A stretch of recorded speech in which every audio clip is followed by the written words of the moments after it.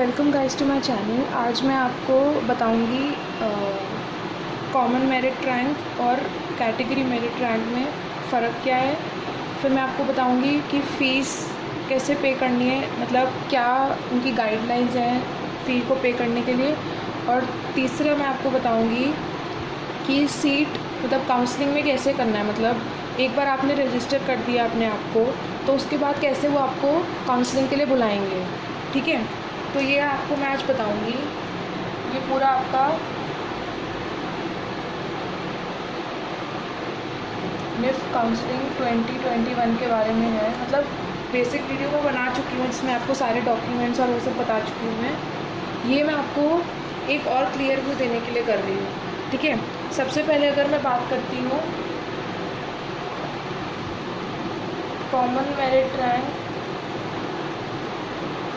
और category merit rank के बारे में, तो इन दोनों में फ़र्क क्या है। ठीक है, इन दोनों में फ़र्क क्या है। तो कॉमन मेरिट रैंक जो होता है वो आपका ऑल ओवर इंडिया का होता है, मतलब उसमें मार्क्स के हिसाब से जितने भी लोगों ने अप्लाई किया होता है ऑल ओवर इंडिया वो उनका होता है। ठीक है, इसमें कुछ आपका SC ST EWS कुछ भी नहीं देखा जाता, इसमें आपका बस ऑल इंडिया रैंक होता है। ठीक है, ऑल इंडिया का। ठीक है, और कैटेगरी मेरिट रैंक जो होता है वो आपका होता है कि आपकी कौन सी कैटेगरी है। सपोज़ जनरल की कैटेगरी है या फिर आपकी EWS है या फिर आपका SC ST है।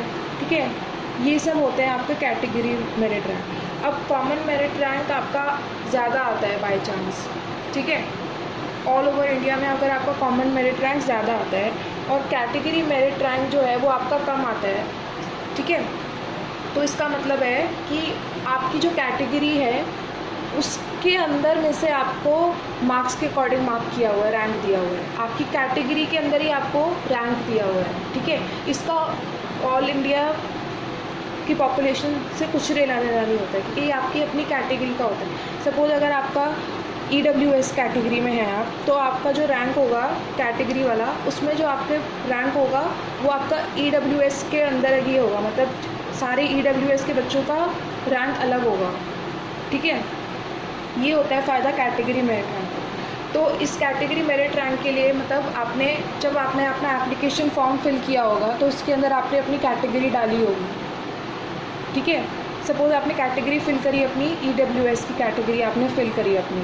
ठीक है, तो आपका जो कैटेगरी रैंक आएगा, जो कैटेगरी मेरिट रैंक जो बाद में आएगा मार्क्स आने के बाद, वो आपका EWS के हिसाब से आएगा और वो आपका जो होगा वो कम होगा कॉमन मेरिट रैंक से। तो ये फ़र्क होता है कॉमन मेरिट रैंक और कैटेगरी रैंक में। ठीक है, अब आपका दोनों का फ़ायदा क्या है। दोनों का अपना अपना फ़ायदा है। अब कॉमन मेरिट रैंक के बेसिस पे आपको वो काउंसलिंग के लिए बुलाएंगे।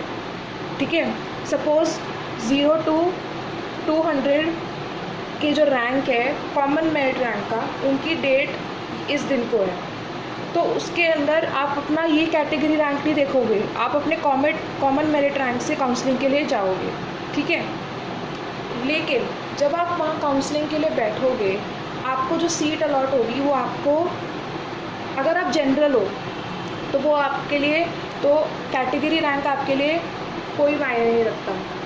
ठीक है, आपको जो जनरल वाले जो हैं उनको जो सीट मिलेगी वो उनके कॉमन मेरिट रैंक पे मिलेगी। ठीक है, लेकिन अगर आपकी कोई कैटेगरी है, मतलब आपने कुछ अपने एप्लीकेशन फॉर्म में डाला हुआ है और आपके पास उसके वैलिड पेपर्स भी हैं कि आप EWS से ही बिलोंग करते हैं, जब वो वेरीफाई कर लेंगे तो जो आपकी सीट अलॉट होगी वो आपको कैटेगरी मेरिट रैंक पे होगी, क्योंकि उन्होंने कुछ सीट्स रिज़र्व करी होती हैं हर एक सेक्शन के लिए, हर एक कैटेगरी के लिए। ठीक है, SC के लिए इतने परसेंट, ST के लिए इतना परसेंट, EWS के लिए इतना, OBC के लिए इतना। तो ये फ़ायदा होता है आपका कॉमन मेरिट रैंक का और कैटेगरी मेरिट रैंक का। ठीक है, ये मैंने आपको मतलब समझा दिया। ठीक है, अब आप ध्यान रखना कि आपको जो काउंसलिंग के लिए जाना है वो आपको कॉमन मेरिट रैंक के लिए कॉमन मेरिट रैंक से जाना होगा।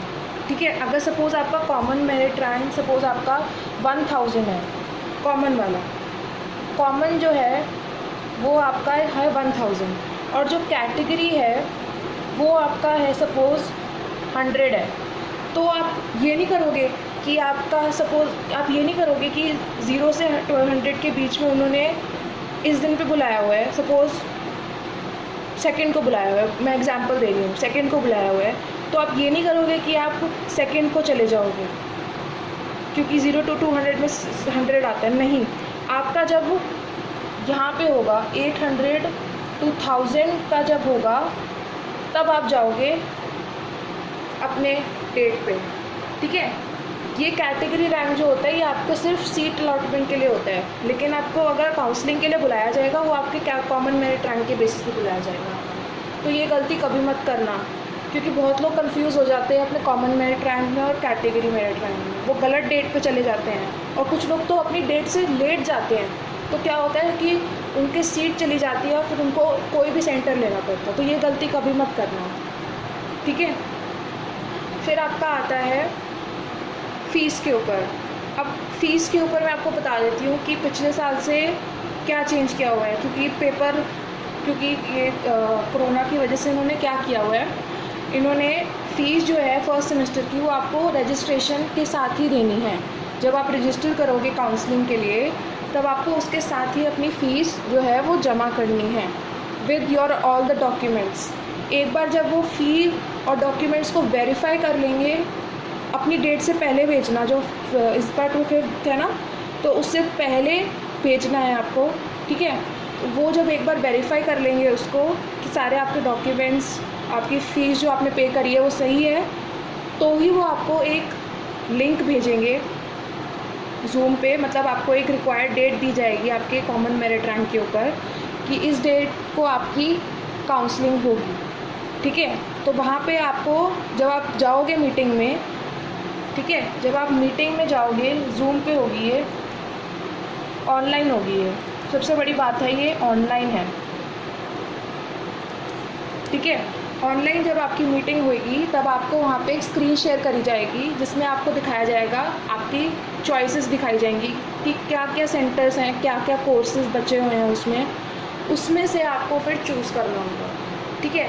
अगर आपने सपोज़ चूज़ कर लिया अपनी सीट, आपको मिल गई अपनी सीट, तो वो आपसे क्या करेंगे, वो आपको तुरंत आपको नहीं जाना होगा, वो आपसे एक एडमिशन का एक फॉर्म जो होगा वो करवाएंगे। वो जो होगा वो nodal officer of the NIFT जो है वो आपका फिल करेगा, उसको उस पर साइन करके देगा। वो आपका होगा कि आपने इस कोर्स के लिए इस सेंटर में एडमिशन ले ली है। वो आपका पक्का सबूत होगा कि आप अपना कोर्स अब बाद में चेंज नहीं कर सकते हो। आपको एक बार जो मिल गया आप उसे चेंज नहीं कर सकते, ठीक है। ये आपका उसका प्रूफ होगा, ठीक है, एडमिशन का। और फ़ीस तो आप पहले ही दे चुके हो, ठीक है। तो ये आपका पूरा एडमिशन का प्रोसेस होगा, ठीक है। अब इसके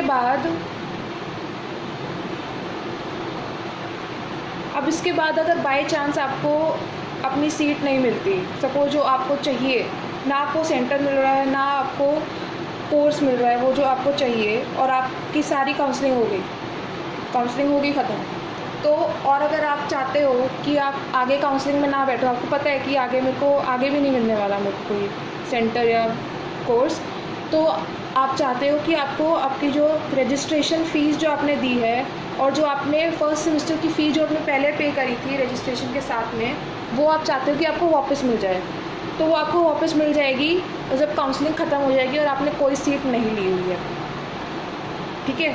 अगर आपने बाई चांस सीट ले ली है, ठीक है, और आप उसे कैंसिल करवाना चाहते हो, ठीक है, कैंसिल करवाना चाहते हो कि भाई मेरे को आगे इस कोर्स में नहीं जाना, ये सीट आप किसी और को दे दो, और आपको फ़ीस वापस चाहिए, तो वो आपको फ़ीस वापस कर देंगे जो आपने फर्स्ट सेमेस्टर की दी है, लेकिन आपकी रजिस्ट्रेशन फ़ीस आपको वापस नहीं करेंगे, ठीक है। You will get the full fees for the first semester जो आपने पे करी है, जो भी है 1,65,000 है मेरे ख्याल से, वो आपको वापस मिल जाएगी, लेकिन जो 5,000 आपने रजिस्ट्रेशन फॉर्म फिल करने के लिए दिए काउंसलिंग की, वो आपको वापस नहीं मिलेगी। और अगर आप आगे कभी चल के अपनी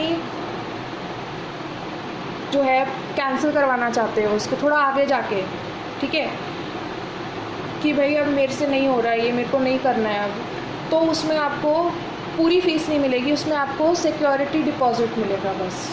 जो आपने सिक्योरिटी जो डिपॉज़िट कर सिक्योरिटी के लिए जो मनी अपने उसमें एक्स्ट्रा डिपॉज़िट किया सिर्फ वो मिलेगा आपको, फ़ीस नहीं मिलेगी उसमें आपको, ठीक है।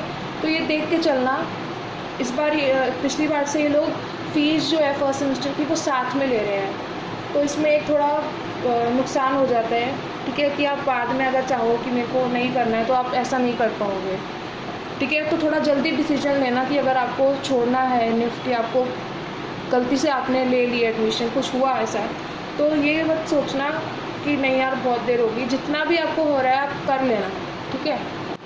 सो या that's it for this video and please subscribe to my channel.